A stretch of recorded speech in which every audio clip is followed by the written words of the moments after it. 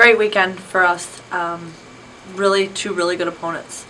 I thought we took our defense to another level against high-powered offenses, starting in the second half against Ferris and then continuing over to Grand Valley. And in the past few games and throughout this home stretch, I think we've done a really good job defending our home floor and taking a lot of pride in defense and believing that that's what is going to give us a chance to win.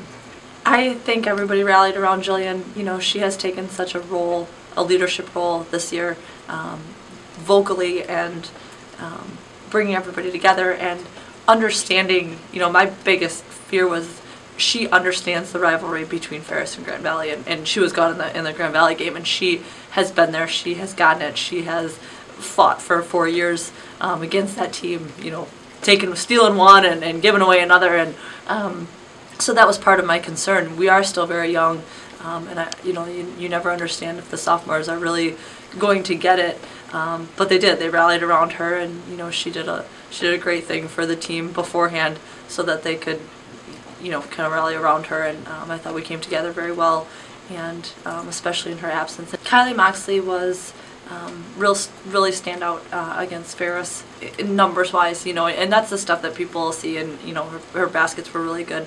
I think overall, even in the past couple of games, defensively, she's really come a long way. I think you can see a difference, elevation in her game. She's passionate, she is competitive, she is sprinting down the floor, she's getting in front, she is hedging, and I thought she took over a huge part of the communication when we were missing Jill.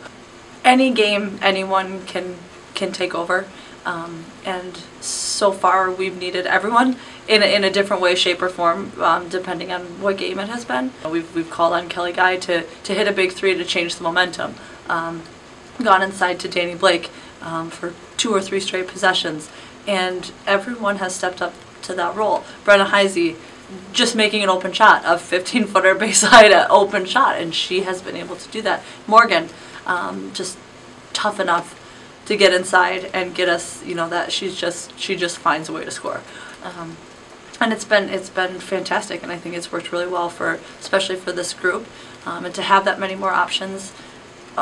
Every game is a real asset to us and to help our team, you know, and I think it also eases anytime somebody comes in off the bench. I think they have a comfort, and they have a lot of different options to go to, and they can get into the flow of the game with a lot of different players. Hillsdale and Saginaw is going to be a huge road game for us. Both games last year were one point games, and you know, Hillsdale, we hit a 3 with however many seconds to go, and then Saginaw Valley, we lost on a last-second buzzer beater shot.